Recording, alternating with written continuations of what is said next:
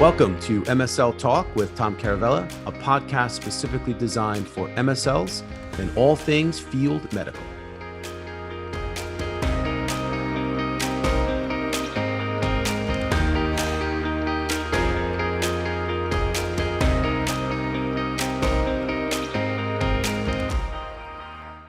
Hi, everyone. Welcome to the podcast. My guest today is Sarah Snyder, MSL turned MSL recruiter on my team. So Sarah works at the Carolan group now, and we welcome her. Today is actually her first day. And so we decided to celebrate by doing a podcast on mom life. So it's 5 ways that MSL moms can survive and thrive in the role. It's an awesome conversation. Sarah's amazing, and I hope you guys enjoy it. Don't forget to follow us on YouTube and subscribe to us on YouTube. Check us out on Instagram and MSL Talk Live, which is the first Tuesday of every month at 1:30 p.m. Eastern Time, and that's on the Clubhouse app. Hey, Sarah, welcome back. Thanks for being here. Thank you for having me, Tom. This is exciting. So let me start by welcoming Sarah in more ways than one. So I'm welcoming her back to the podcast for the 3rd time. This is actually the 3rd time Sarah's been here. But today is her first official day working at the Carolan group. So Sarah's on my team now. She is she went from MSL to MSL recruiter, and we are absolutely thrilled to have her on our team. Thank you so much for joining us, Sarah. So welcome. Thank you. I'm thrilled to be here, and I'm just thankful for the opportunity and for this podcast. I mean, think about it. I think I reached out to you with an idea for the podcast, and then we got to know each other, and then now I have this opportunity to work. Like, it just shows the power of networking. It's amazing. It's a great networking story, and that's exactly how it happened. We met each other through this podcast and got to know each other, and we collaborated a bunch of times on different things, from the podcast to MSL Talk Live. And here we are, and I'm thrilled and I'm excited. And I think this is going to be a tremendous journey. And I really look forward to doing this with you. So, and I want to just, before we go into any further introductions and history as to how we came up with this topic, I want to give a quick shout out to the folks that have, there's a lot of people that are doing job announcements on LinkedIn, whether they're aspiring MSLs just getting their first MSL position, or MSLs that are getting their dream job, and even MSL managers. And I just want to tell you how appreciative I am for the people that tag me and the podcast in those announcements. It really makes my day. It's one of the main reasons I do this podcast. And I want to thank you. And I want to thank you not just from me. I want to thank you on behalf of my network, because when you tag me in those announcements, it goes out to my entire network. And the people that I talk to that are struggling, people that are trying to find a job, that are having trouble finding a job, when they see that, it gives them hope. It's a motivator. And I think it's just a great message to those folks. Just keep going, keep at it, and it'll happen for you. So thank you, guys. All right, Sarah, let's rock and roll. You came up with a really, really good idea, which is 5 ways to survive and thrive at MSL and mom life. So let's start at the beginning. What's number 1? What's your like starting advice for the MSL mom? Yeah. So this is a topic that's like near and dear to my heart. So I have 3 kids, and some of the people that know me well know that they're all 3 internationally adopted. And so my first 2, we came home with them together, and they were toddlers. And all of a sudden I was like an MSL and a mom, and my life changed overnight. So not everybody has that drastic change, but people that bring home a new baby, they have their maternity leave, and then they go back, and then all of a sudden you have to go to your national meeting, or you have to go to, start going to see KOLs in your territory again. And when I'm describing this, I'm saying that you have to do it, right? And I think I've been on this podcast before to talk about mindset, but the number one thing that I can tell you that was a mistake I made was not having the right mindset. And so when I say that, like, I should go back and say everything I just said and say, I get to. So that's like the number one thing. If you just change one thing about the way that you think about going back to traveling, going to your KOL visits, doing anything that you have to do as a mom, and you say, I get to, it just changes everything. So I think that that one little thing will make a big difference. But I actually did write out some things when I was thinking about this, just the mindset piece that I get to versus I have to. It's just one. I think you have to realize that you're not a stay-at-home mom. And it's easier now with COVID because everybody's working from home. So people get it. But before that, you're there. So your kids don't realize like, you're not a stay-at-home mom. You're not like Dina across the street who's, going and can go have lunch and go do all these different things. You're not that. So don't try to do it because it's just going to make you miserable. People say this too, it's easier said than done, but like, don't try to be a super mom. Like you can't do all the things. So like, you have to be really strategic, and we can talk about that with some specific examples. Mom guilt is real. And so sometimes I think you just have to embrace that and realize that it's going to be present. And then you try to minimize it, but don't try to like squelch it because it's just part of it. I think celebrating, the little things, whether it's a good KOL visit, whether it's, a good presentation that you gave, or something that happened with your kids, like celebrating the little things will really pay off.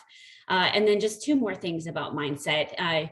You and I both listen to a lot of podcasts, read a lot of books, but personal development, like don't stop it just because you're a mom and you're all of a sudden doing all these things for your kids. Like the most important thing is to just work on yourself, and then that will spread throughout your entire family.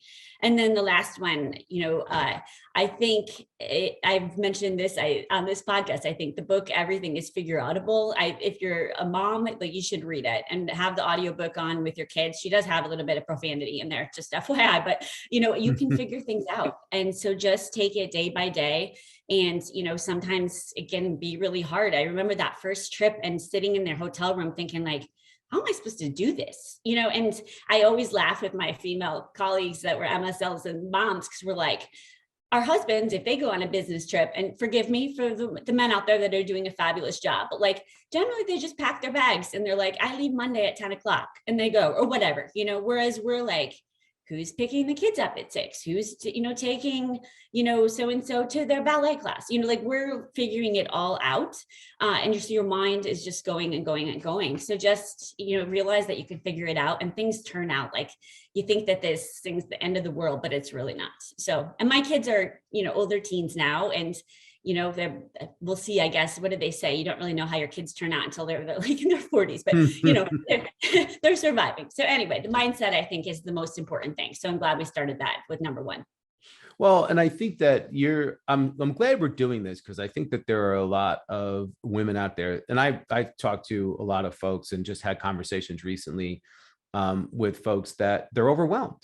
They're totally overwhelmed. And you use words like, guilt, and like mindset. Like it's true. I know that there's a lot that affects women probably more than men, and I'm saying that as a dude, because of the very nature of what moms take on. And I'm glad we're having this conversation, and I appreciate where you're starting, because I really do think it does start with your mindset. It starts with your attitude, your approach. You know me, and I'm really big on that. I'm big on intention. I'm big on being decisive and really being a good planner and being strategic. And that's what all this is about. Before we get to number two, when you talk about personal development, I know you are an avid reader and podcaster. And so what are some recommendations that you have as far as like books and podcasts? Like what's worked for you, and what do you think people should maybe put on their reading list? Yep. I have a few like specific examples. So I mentioned Everything is Figure Outable. I really like that book. I like Daring Greatly, Brene Brown. A lot of people listen to her podcast too. Think Like a Monk. I think I mentioned that on a previous podcast. That book it's not just about being a monk. It's just all about mindset, and it's really gives a lot of tactical things. So I like that one. And I think fear is not the boss of you is another one. I think that females in general don't have as much courage sometimes, and especially if you're a new mom and you're just kind of like feel like you're messing everything up. That one's a great one. For podcasts, oh, and I'll mention one more, Finish. And that one was really, a lot of times I start books and then I like don't get to the finish. So that one was kind of funny because it talks about how hard it is to finish things. And so I like that one a lot. For podcasts, that I listen to in the car or whatever, or while working out, I like Passion Minded Mom. That's one specifically for moms. Overcoming You is one that I like. For the Love with Jen Hatmaker, a lot of women know her, and that one's just kind of a silly one that she kind of makes fun of a lot of things, but when you need a little bit of a break. Marie Forleo is a really short one if you just have 10 minutes. There's just like, it's kind of amazing how she can give advice in like 5 minutes, and you're like, oh, and you can almost apply it to anything, whether it's being an MSL, a KOL, dealing with a difficult KOL or a project. So those are good. And then I just wanted to touch on just a couple of things that I do that have helped too. And that's like adopting that, like what you see, what you hear, and what you do.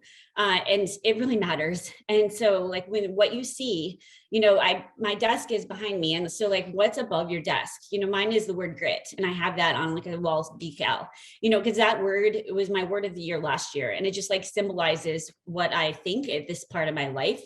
And it's important to realize like you've got seasons to your life. And so if you've got young, like infants, you're not going to be able to maybe do some of the things that you can later, like I can with teenagers, but what you see every day is so meaningful. So, I like to have that up there. I like to take a dry erase board and just write like a quote up on the bathroom mirror. So when you go in and you brush your teeth in the morning, you see something right away when you wake up that sticks with you all day.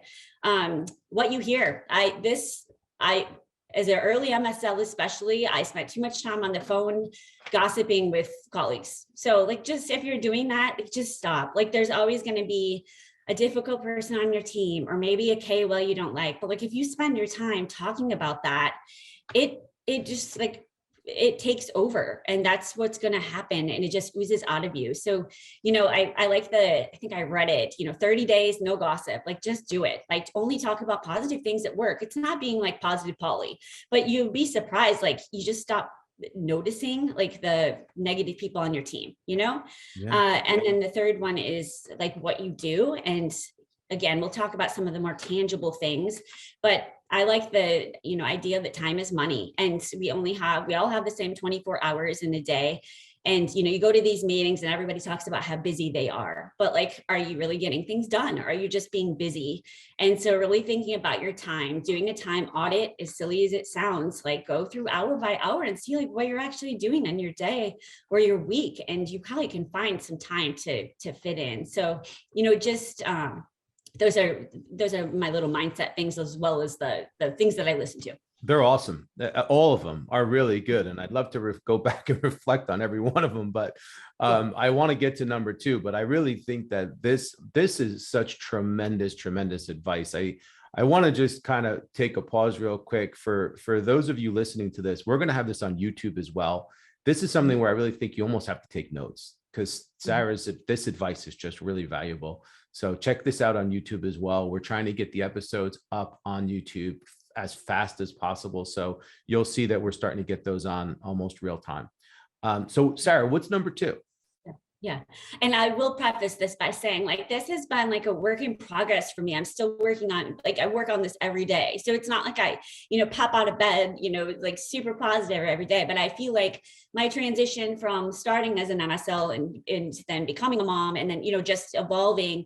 And when I really took time to work on my personal development, my whole family benefited, and my career. That's where I get to that.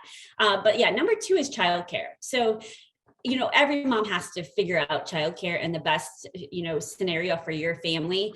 But this is a little specific for MSLs, because again, we're home, people can now relate to us, I guess, because everybody was working from home with the pandemic. But when people start going back to the offices and you're still at home, it's a different transition, and you've got to figure out something.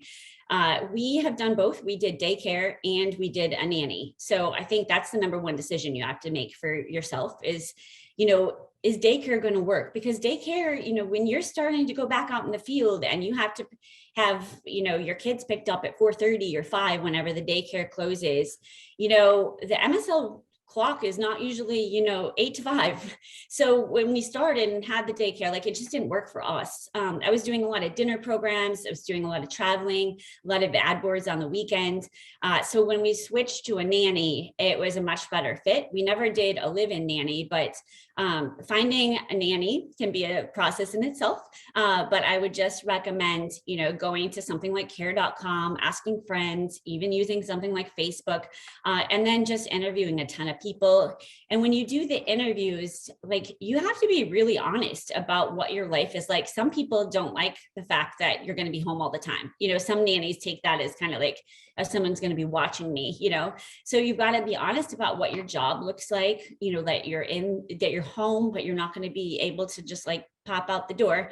And just again, be really picky. I think it's really nice if you can find someone flexible, pay them well so that you're paid well, so pay them well. Like, don't try to, this is not an area to skimp on, like to try to save money on, like, just do it. It's only for a few years, when the kids are little. So do that. And then I wrote a couple of things down to make sure that I would remember, but find somebody that's willing to like do tasks that a nanny necessarily wouldn't. I have a previous colleague that hers would make dinner for them every night, or, will they go to the post office for you? Like, somebody that is going to be willing to go drop off, if you need something altered, like, that's the kind of person I found. And she was just amazing. And she complimented our family too. So like, you're not trying to find a replication of yourself. You're trying to find someone with a little bit of a different personality, to bring, a different character into your house. We even had one that if I traveled on the weekend, she would help us then. So, if you can find someone like that, it's hard to find. I'm like describing this perfect person. And we actually had her for years and years. My kids ended up being in her wedding. And so that's, that was a lifesaver for us. And then we had two that they were okay, but like just not so good. So that's where I'm saying, like, just be picky, ask a lot of questions. And then I wanted to point out like 3 things that I think helped with our success with the nanny. And that wasn't necessarily always right away, but you have to ask for what you want. Like, just don't assume that she's going to know what to do, when to do it, how you want it done. And I know people say like, don't sweat the small stuff, but you're a mom. And like, seriously, you're going to like want your kids to be well cared for, and you're going to be picky. So like, ask for it. Don't, it's kind of like gossiping about the colleague. Like, don't complain about what the nanny didn't do. Like, just be honest, have a conversation, tell her, I think that's a big part. Over communicate, be specific about what you want her to do. And then this is the most important thing of all, just remember your work is important and you're there, but like, you're not there. I just read last night, what is it? Like, if you get distracted, it takes the average person 23 minutes, I think, to get back on task. So you might think it's not a big deal if your kid, comes in the door and just asks you a quick question, but actually getting back to your brain takes that long to just get back on track. So you need to really have a place. I used to have my office in the basement when my kids were little, just because that way I was completely siloed off. So those are just some things I think that helped with child. Awesome tips. And, I'll tell you, it happens fast. Kids grow all of a sudden in the blink of an eye. They're out of the house. They're in college. It's just, I know that this is one of those things that a lot of people have difficulty doing. They have difficulty leaving their kids, or they have apprehension about leaving them with somebody else. But if you're going to have a professional career, it's a necessary thing that has to happen. So these are really good tips. I hope that everyone out there finds the success that you have found in finding the right childcare and making the right decision. But I will say it happens fast. The blink of the eye, the kids are out of the house. So now number 3, what's on your list for number 3? Yeah, number three is just to be organized. And I think that one kind of is obvious, but I had a couple like specific tips that helped us, so, with organization, labeling everything, especially if you're going to have a nanny come into the house. It sounds silly, and some of my male colleagues just used to laugh. I'm going to sound like I'm super picky, but I even had things in my fridge labeled like because I'd come home and there like wouldn't be any milk and nobody would know where anything was. So like if you just have things like where things go, and then everybody just puts it where it goes. And our house is like not super neat, but it's organized, like everybody knows where things go. And that makes a big difference. You don't want to be running around trying to find the kids' gloves. It's just like things like that. So just making sure that everything has a place, and then that way the nanny knows where things go, or whoever you have coming in to help you. We also had like, my parents or my husband's parents would come help with the kids, if I was traveling for, let's say, a 4-day meeting or something. So it's necessary. Like, it sounds silly, but like that way everybody can figure out where things are. Outsourcing what you're not good at and embracing it, I think, is important as far as it's organizing in a way, because you're right. Like, I don't like to cook. And so, when the kids were littler, I probably tried to like think, oh, I'm going to make these fancy meals. Well, you know what? I don't like to do that. Like, I like to eat really clean and simple. And so that's what we do now. And like figuring that out, some people if you love to gourmet cook, by all means, go do it. But like, otherwise just simplify it, figure out what you're good at. I don't like to garden. So, we have somebody that does some of that stuff for us, pay someone to do the things that you don't want to do. If you don't have pay someone to clean your house, like you should not be cleaning your house, like, especially if you have young kids at home, like just outsource whatever you can, and you'll be so much happier and better professional, I think. I had a couple other silly ones. My kids were little, especially, there's always a time, right? Whether it's a snow day or your nanny's sick or whatever, where you're going to have something happen. And then all of a sudden, here you are with your kids. So we had busy boxes. And so they were like, there's like plastic things you can get at Target. And I put office supplies in them, like tape, like a little stapler. This is like when they're a toddler age. And it was all like work stuff, but they could only have that box like if mom had a super urgent meeting where they could not, bother. And that was like their work. And so if we had like a time where the nanny was late or something, and I had an important meeting, then they got to have those boxes, and they would just work away and pretend this is before they could even write, So having that kind of system like set up so that you're not frantic and you're like, oh my gosh, the nanny's 2 hours late or whatever, like car trouble, like something's going to happen. So just prep in advance.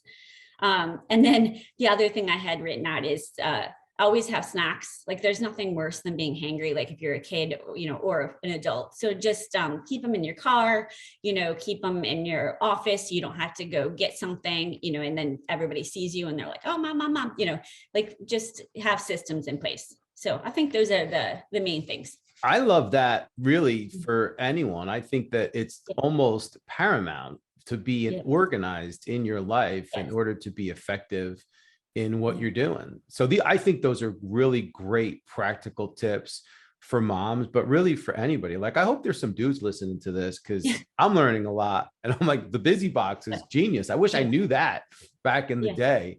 We're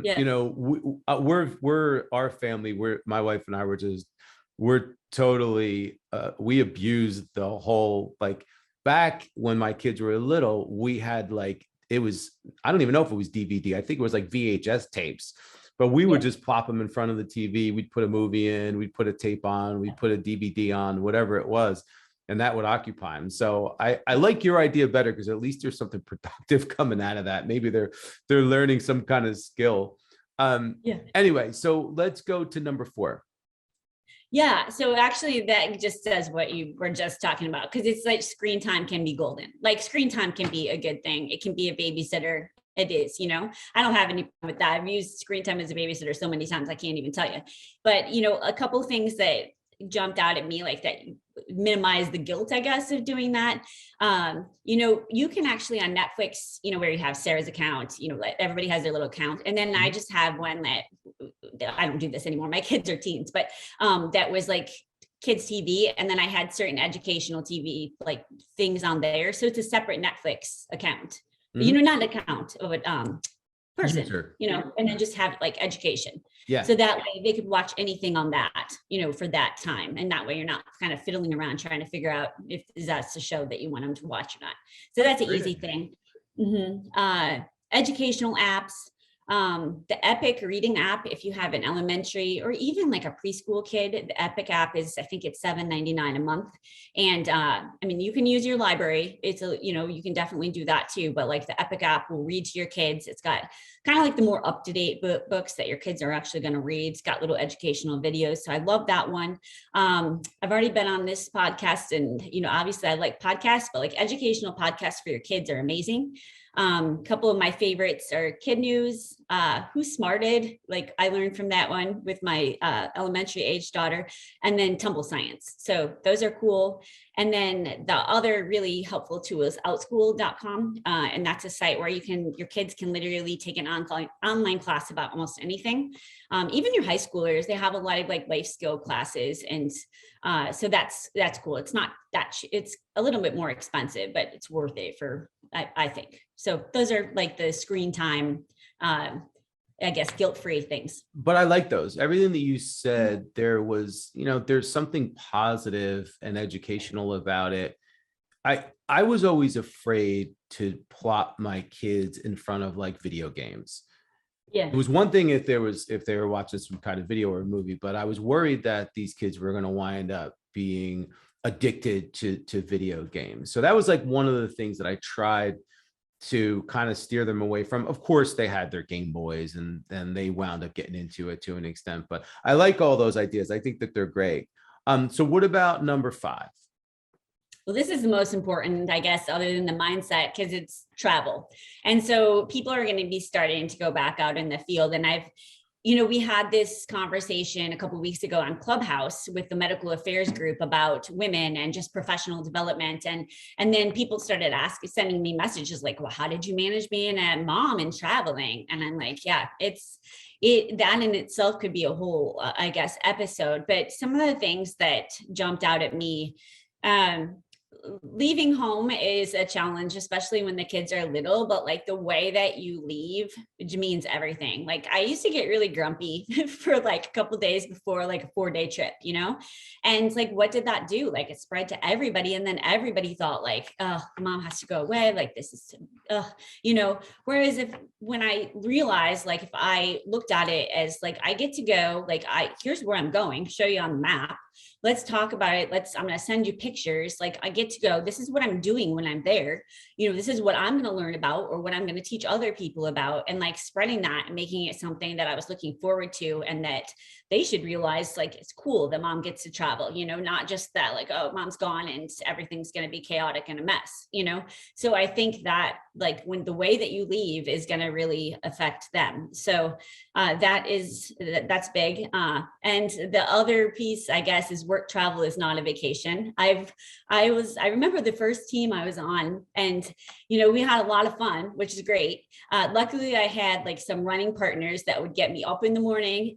So that was good. But like you can start as an MSL and you can actually quickly put on a ton of weight, because you're like, they're bringing you food all the time, having these fancy dinners, you're sitting at airports, so you have to have like this realization, like work travel is not a vacation, and you need to try to keep some of your same schedule as much as possible. I'm not saying don't go out and have a good time, because I like to drink wine and, to go out with people and stuff, but like you do have to try to make sure you're drinking water. Don't drink too much alcohol. Like just don't do it. It's not good professionally and it's not good physically. And find an accountability partner to get up and go to the gym like that. Just do it.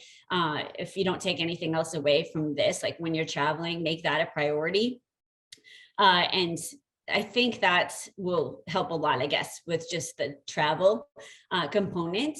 Some other things we did, my kids were littler. I'd always leave them little notes, like in different places. This would be for like a 4-day trip, not for like a 2, so that kind of thing helps. And then with the older kids, for something like that, if I was going to be gone multiple days, we'd have a little text chain where we would do like a gratitude thing, and I would make them, send one thing that you were grateful from today. And then that way you're still connecting with them when you're away. So, it's travel can be a challenge.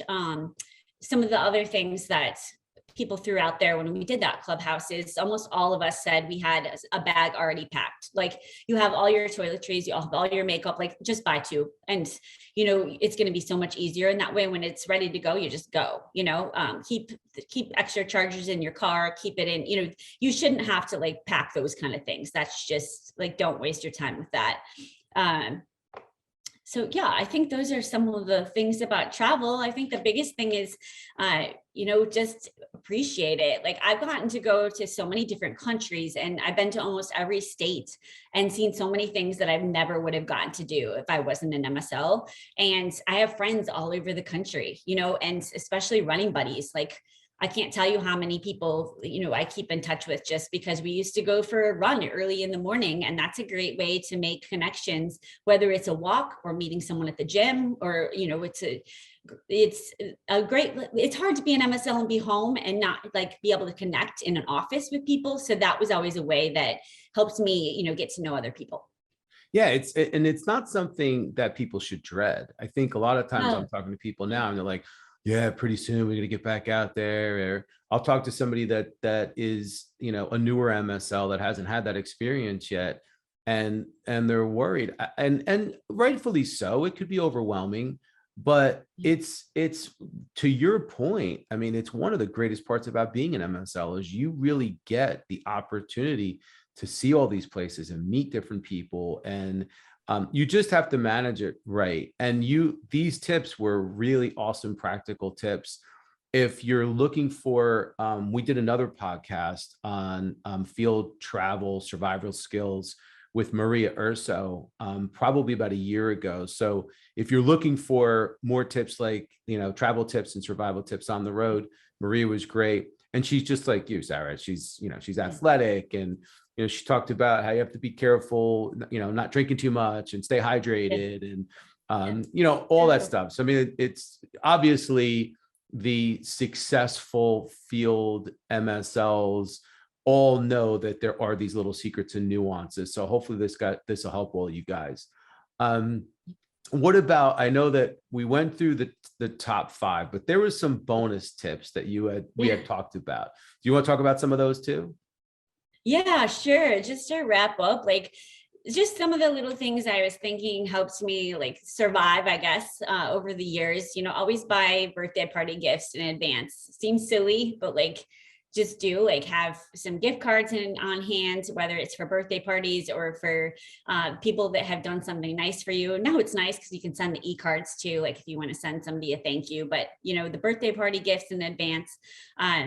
The long-term travel, like, I didn't get my kids like gifts for anything over 4 days, but if I was gone 4 nights or more, then they knew they got something. So, that's just was something I did. So instead of buying it at the airport though, like I always just had a bin downstairs where I'd hide little things and then I'd go grab something from there. FaceTiming at the same time each day when you're gone, that seems easier said than done, because sometimes you just don't know what your schedule is going to be. But like, just that way the kids know some kind of a routine, especially when they're little. Using a day of the week organizer. I have a lot of MSL mom friends that we'd get the pictures of our kids from the dad and see what they were. And it was like, do like that. you never know, like there's some funny stories. But so anyway, if you use one of those day of the week organizers, you can just get on Amazon and then you can just put it in there, and then they don't have to worry about that. You can record a reading of yourself, like reading a story. I think that's a nice one to do. And then, buy the food that you want them to eat. Like a lot of us MSL moms, like we like to complain about like what the dads did or whatever. But like, if you buy the food that you want them to eat and then just let it go, like just really, truly let it go. And that's something I probably struggled with, that I didn't do so well, but I can tell everybody else to do it, right? It's like, give the advice and then take it. But those are some of the little ones that I can think of. I think I already mentioned, like, make sure you show your kids the pictures of where you're going. And then it's cool to show them on a map too. I think that's always fun. So yeah, I think those are the main things. That's great. I think this is such great information. I want to thank you again for coming on. And I want to remind everybody, guys, anyone that's an MSL out there, an aspiring MSL, and you want to connect with Sarah on LinkedIn, please do so. And reach out to her, send her maybe your CV. If you're on the market, she'd be happy to help you out. But I'm really, once again, really excited to really embark on this journey. And Sarah and I are going to do some really awesome things. So I hope you guys can follow along and be a part of it. And like I said, connect with us, follow us, and let us know how we can help you out. Definitely. Well, thanks for letting me come on. And like I said, this is a topic that's near and dear to my heart.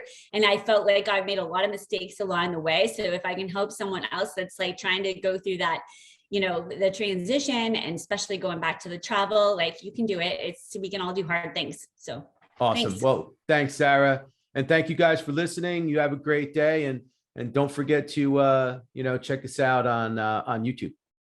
Take care, guys.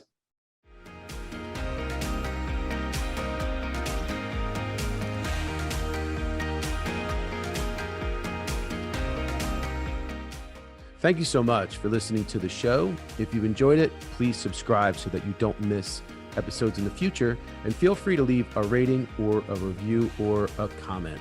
Thanks again, and I look forward to seeing you again soon.